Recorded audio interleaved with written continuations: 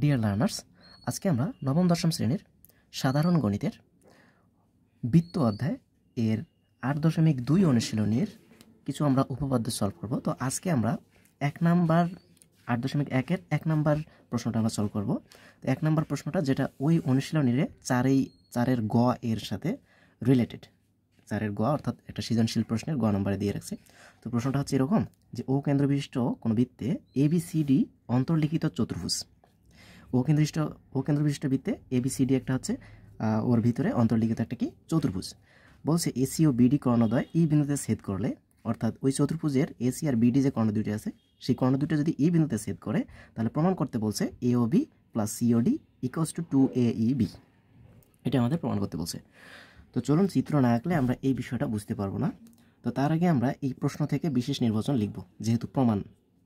তাহলে সলিউশনের শুরুতে আমরা বিশেষ নির্বাচন লিখব। বিশেষ নির্বাচনটা আমরা কোথা থেকে দিব? এই প্রশ্ন থেকে আমরা লিখব। তাহলে বিশেষ নির্বাচন আবার না। তাহলে বিশেষ নির্বাচনে আমরা কি লিখব? যে ও কেন্দ্রবিশিষ্ট কোনো বৃত্তে, তার মানে এখানে সবকিছু আমার দেওয়াই আছে। তাহলে আমি দেওয়া আছে দিয়ে লিখি যে দেওয়া আছে ও কেন্দ্রবিশিষ্ট বৃত্তে, ও কেন্দ্রবিশিষ্ট বৃত্তে কি আছে? ABCD। ও কেন্দ্রবিশিষ্ট বৃত্তে ABCD একটি অন্তর্লিখিত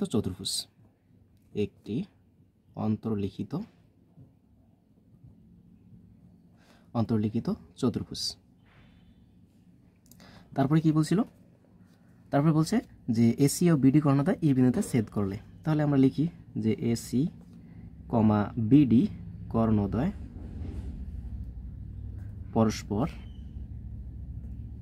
পরস্পর এই বিন্দুতে ছেদ করে,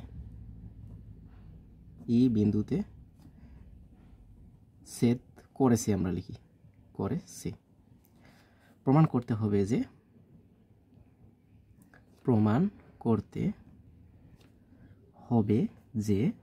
কি প্রমাণ করতে হবে? এই যে কোণ AOB প্লাস কোণ COD ইকুয়ালস টু 2 কোণ AEB।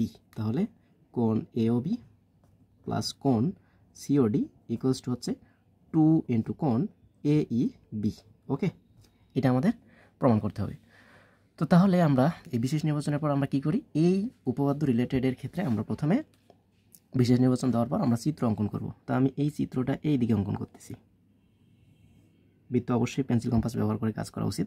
তো এইটাকে আমি বৃত্তের কেন্দ্র ধরলাম, অর্থাৎ বৃত্তের কেন্দ্র আমাদের ওই বৃত্তটার সেন্ট্রালে হয়ে থাকে। তো এটা যদি বৃত্তের কেন্দ্র হয়, আমাদের এখানে বলেই দিছিল যে ও কেন্দ্রবিশিষ্ট বৃত্তে ABCD একটি অন্তর্লিখিত চতুর্ভুজ যার AC আর BD কর্ণদ্বয় পরস্পর এই বিন্দুতে ছেদ করেছে। তাহলে এখানে আমাকে এই চতুর্ভুজটা এমনভাবে আঁকতে হবে যেন এই কেন্দ্র দিয়ে কোনো কর্ণ যেন অতিক্রম না করে। তাহলে আমরা কর্ণ দুইটা এজন্য আমরা আগে অঙ্কন করব, তারপরে আমরা চতুর্ভুজটা নিব। ওকে, তাহলে কর্ণ দুইটা আমরা এইভাবে নিতে পারি যে এই দিকে একটা আমি কর্ণ দিলাম, আর একটা কর্ণ আমি এইভাবে দিতে পারি। ওকে, এটা আমার হতে পারে। যেমন এখানে আমি নাম দিতে পারি যে কি কর্ণ দিয়ে রাখছিলাম? AC আর BD। তার মানে আমি এই কর্ণটাকে সাপোজ দিলাম AC আর এই কর্ণটাকে আমি দিলাম BD। তো এই ছিল আমাদের কাজ। বাট এখানে বলে দিছিল ABCD একটি অন্তর্লিখিত চতুর্ভুজ। তাহলে আমাকে এই ABCD যেহেতু একটা অন্তর্লিখিত চতুর্ভুজ, তার মানে অবশ্যই AB যোগ অবস্থায় আছে, এখানকার AD যোগ অবস্থায় আছে, এখানকার CD যোগ অবস্থায় আছে, সেমভাবে এখানকার BC যোগ অবস্থায় আছে। তাহলে ABCD একটা হচ্ছে অন্তর্লিখিত চতুর্ভুজ যার AC আর BD দুইটা কর্ণ পরস্পর কোথায় ছেদ করছে বলছে? এই যে একটা বিন্দুতে ছেদ করছে, সেটা বিন্দুর নাম দিয়ে রাখছে ওরা E। তো এই বিন্দুটাকে আমরা দিলাম E, এই যে ছেদবিন্দু। তাহলে প্রমাণ করতে হবে যে AOB বৃত্তের কেন্দ্র কিন্তু আমাদের এইটা, বৃত্তের কেন্দ্র ছিল আমাদের এই যে O, আমি বলে দিয়েছিলাম। তাহলে বৃত্তের কেন্দ্র যদি O হয়, প্রমাণ করতে বলছে AOB, তার মানে অবশ্যই AO যোগ করতে হচ্ছে। তো এগুলো কিন্তু আমাদের এই প্রশ্নে বলা ছিল না, বাট এখানে বাড়তি করে আমরা যোগ করতেছি। তাহলে আমরা সেই কাজটা করে দিই যে AO আর এই যে BO যোগ করলাম। তারপরে এখানে কি বলছিল? COD, AOB প্লাস COD কোণ, এই দুটো যোগফলটা হবে আমাদের 2 ইন্টু AEB। তার মানে এটা তো আমার ঠিক আছে। তাহলে AOBO ঠিক আছে। এখানে আমার কোণটা করতে বলছে COD, তার মানে C থেকে O যোগ করতে হবে, C থেকে O আর D থেকে O যোগ করতে হবে। ওকে, তাহলে এই চিত্রটা আমাদের হলো এরকম। দেখতে হয়তো বা ঘিচিমিচি লাগতেছে। তো আমরা এই ধারাবাহিকভাবে যদি আমরা এই চিত্রগুলো অঙ্কন করার চেষ্টা করি তাহলে খুব সহজ হবে।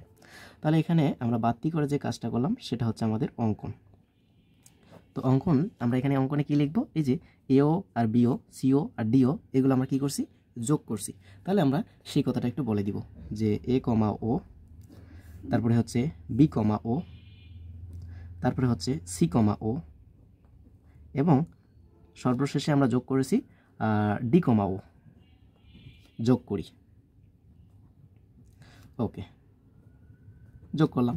তো এইটুকু আমাদের অঙ্কন, অর্থাৎ বাড়তি যেটুকু কাজ হবে প্রমাণের মধ্যে সেইটুকু আমরা অঙ্কনে দিয়ে কাজ করে দিব, শেষ। তাহলে আমাদের অঙ্কন শেষ। এখন আমরা মেইন ধাপটা হচ্ছে আমাদের প্রমাণ। তো আমরা এখন প্রমাণে আসব। ওকে, তো প্রমাণের শুরুতেই আমরা এখানে বৃত্তের চাপ নিয়ে আমরা এই প্রমাণটা করার চেষ্টা করব। যেহেতু আমাদের প্রমাণে আছে কি প্রমাণ করতে বলছে, এ ও বি প্লাস কোণ সি ও ডি, এ ও বি। তো এমনভাবে আমাকে চাপ নিতে হবে যেন ওই চাপের মধ্যে বৃত্তস্থ কোণ আমাদের এ ও বি, কেন্দ্রস্থ কোণ এ ও বি, কেননা এ ও বি যেহেতু কেন্দ্র থেকে উৎপন্ন করছে, তার মানে কেন্দ্রস্থ কোণ যেন এ ও বি থাকে, আর বৃত্তস্থ কোণ আমাদের ওই একটা এমনভাবে চাপটা নিতে হবে যেন কেন্দ্রস্থ কোণ আমাদের এ ও বি থাকে। ওকে, তাহলে 1 নম্বর ধাপে আমি আসি। আমি যদি এখানে এবি চাপ নেই, তো এবি চাপের ওপর দণ্ডায়মান কেন্দ্রস্থ কোণ হবে আমাদের এ ও বি, তার মানে এখানে কেন্দ্রস্থ কোণ পাচ্ছি। আর বৃত্তস্থ কোণ হবে আমার এখানে দুইটা, এবি চাপের ওপর বৃত্তস্থ কোণ আমার দুইটা হবে, একটা হবে এ ডি বি, একটা হবে এ সি বি। আমি যে কোনো একটা বৃত্তস্থ কোণ নিয়ে কাজ করব। তো যাই হোক, আমি এখানে 1 নম্বর ধাপে বলে দিই যে একই চাপ এ বি এর ওপর দণ্ডায়মান,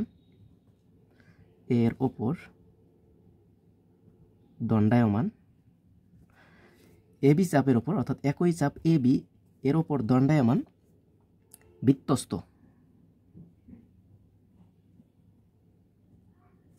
কোণ এখানে আমাদের দুইটা আছে, এ ডি বি, কেননা এবি চাপের ওপর যেহেতু, তার মানে এবি চাপের ওপর এ ডি বি একটা বৃত্তস্থ কোণ, আবার এ সি বি আর একটা বৃত্তস্থ কোণ। আমি এখানে যে কোনো একটা নিয়ে প্রমাণ করতে পারি, এডিবি নিয়েও কাজ করতে পারবো, এসিবি নিয়েও কাজ করতে পারবো, কিন্তু আমাদের দেখতে হবে যে এইবি, এই যে আমাদের কোণটা যেহেতু রাইট হ্যান্ড সাইডে দিয়ে রাখছে, তো এইটা মেলাইতে গেলে অবশ্যই আমাদের এখানে এডিবি এই বৃত্তস্থ কোণটা নিয়ে আমার কাজ হচ্ছে না, তাহলে সেক্ষেত্রে আমাকে এসিবি কোণ নিয়ে এই এসিবি বৃত্তস্থ কোণটা নিতে হবে। তাহলে দণ্ডায়মান বৃত্তস্থ কোণ আমি কি নিলাম এখানে, এসিবি, এবং কেন্দ্রস্থ কোণ কি হবে, এবং কেন্দ্রস্থ কোণ আমাদের কি, এ ও বি, কেননা এবি চাপের ওপর এ ও বি। ওকে, তো এবি চাপের ওপর দণ্ডায়মান বৃত্তস্থ আর কেন্দ্রস্থ কোণ আমি বের করতে পারলাম। তাহলে এখন কেন্দ্রস্থ আর বৃত্তস্থ কোণের রিলেশন থেকে আমরা আসি, কেননা আমরা এই রিলেটেড উপপাদ্য প্রমাণ করছিলাম। তাহলে কেন্দ্রস্থ কোণটা হবে বৃত্তস্থ কোণের দ্বিগুণ। তাহলে আমরা বলতে পারি এই কেন্দ্রস্থ কোণ হচ্ছে এ ও বি, এই এ ও বি কোণ এই কেন্দ্রস্থ কোণটা হবে এই বৃত্তস্থ কোণটা দ্বিগুণ, তার মানে 2 × AC/B। ওকে, সাইড নোট অবশ্যই দিতে হবে যে কেন্দ্রস্থ কোণ একই চাপের উপর দণ্ডায়মান কেন্দ্রস্থ কোণ বৃত্তস্থ কোণের দ্বিগুণ। আপনারা ওটা বিস্তারিত লিখে দিবেন, যে আমি এখানে ডিরেক্টলি শুধু বলে দিলাম যে কেন্দ্রস্থ কোণ বৃত্তস্থ কোণের দ্বিগুণ। ওকে, তাহলে একই চাপের উপর দণ্ডায়মান কেন্দ্রস্থ কোণটা হবে বৃত্তস্থ কোণের দ্বিগুণ। সেই ক্ষেত্রে আমরা এই কেন্দ্রস্থ কোণ ইকুয়াল 2 × বৃত্তস্থ কোণ পেলাম। তাহলে একইভাবে আমাদের এই যে আরেকটার কথা বলছিল সিওডি, তার মানে সিওডি, এখন আমার এই কেন্দ্রস্থ কোণটা সিওডি কোণটা থাকতে হবে কোন চাপের ওপর, কোন চাপটা নিলে আমাদের এই সিওডি কেন্দ্রস্থ কোণটা পাবো আমরা। তাহলে আমি এখন অবশ্যই সিওডি তাহলে এটা আমি সিডি চাপের ওপর পাচ্ছি, তাই না? তাহলে আমি আবার 2 নম্বর ধাপে বলি যে আবার একই চাপ, এবার কোন চাপ নিব, একই চাপ এই যে সিডির ওপর, কেননা সিওডি যেহেতু কেন্দ্রস্থ কোণ বলছে, এই কোণটা অবশ্যই সিডি চাপের ওপর আসছে। তাহলে আবার একই চাপ সিডি এর ওপর দণ্ডায়মান বৃত্তস্থ কোণ। আচ্ছা, সিডি চাপের ওপর দণ্ডায়মান বৃত্তস্থ কোণ আমাদের কি হবে, সিডি চাপের ওপর দণ্ডায়মান বৃত্তস্থ কোণ আমাদের কি হবে, সিএডি, আর আমরা নিতে পারি সিবিডি, যে কোনো আমরা নিতে পারি দুইটার একটা। তো আমি এখান থেকে সিএডি এই বৃত্তস্থ কোণ নিয়ে আমরা এখানে প্রমাণ করতে পারবো না, তাহলে এখানে আমি সিবিডি এই বৃত্তস্থ কোণ নিব। কেন আমি নিব, কেননা এর পরবর্তীতে এই প্রমাণটা রাইট হ্যান্ড সাইডের প্রমাণের দিকে যখন আমরা তাকাবো, তখন বিসিই এই ত্রিভুজের বহিস্থ কোণ হবে আমাদের এইটা। সেক্ষেত্রে আমাকে অবশ্যই এই দুইটা ত্রিভুজের অন্তস্থ কোণ যদি আমি সমান দেখাইতে পারি, তাহলে অন্তস্থ কোণ দুইটার যোগফলটা হবে বহিস্থ কোণের সমান। এই জন্য আমরা CAD এই বৃত্তস্থ কোণ না নিয়ে আমরা নিব CBD। তাহলে দণ্ডায়মান বৃত্তস্থ কোণ হবে এখানে CBD এবং কেন্দ্রস্থ কোণ আমাদের কি আছে, কোণ COD।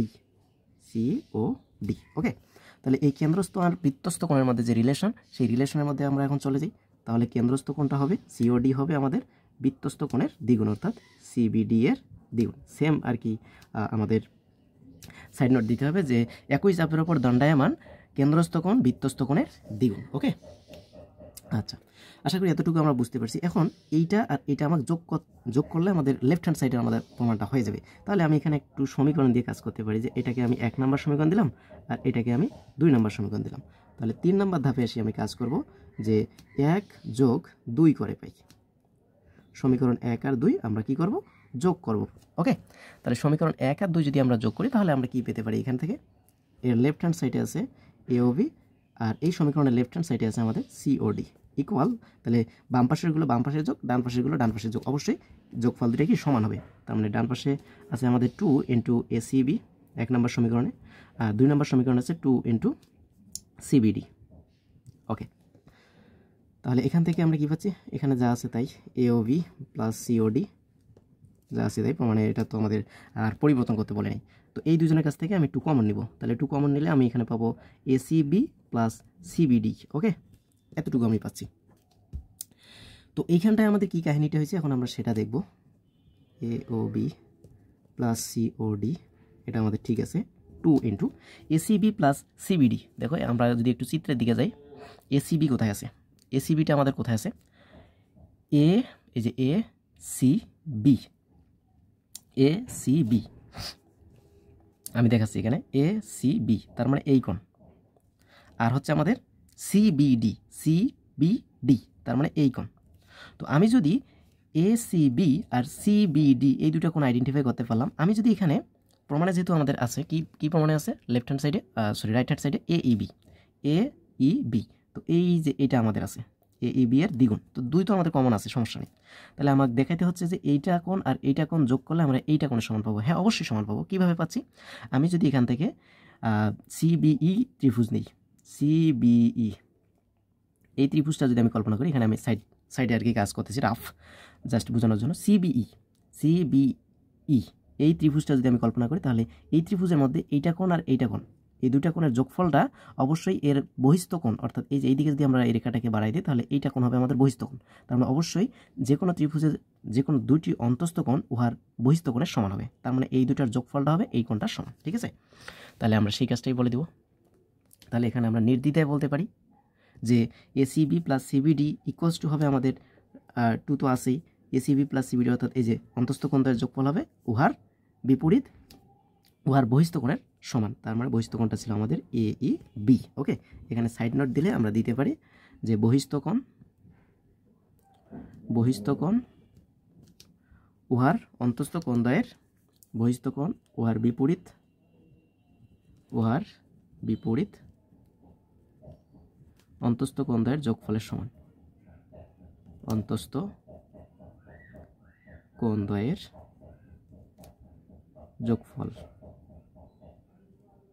যোগফলের কি সমান। ওকে, তাহলে বহিস্থ কোণ উহার অন্তস্থ কোণদ্বয়ের যোগফলের সমান। তো সেখান থেকে আমরা এই ACB plus CBD equals to AEB পাইছি, আর 2 তো আগে থেকেই গুণ অবস্থায় ছিল। তো এটাই আমাদের প্রমাণে ছিল। ওকে, আশা করি বুঝতে পারছি। এরপরে যদি কারো কোনো ধরনের সমস্যা থেকে থাকে নির্দ্বিধায় প্রশ্ন করতে পারো। সাথেই থাকি, ধন্যবাদ সবাইকে।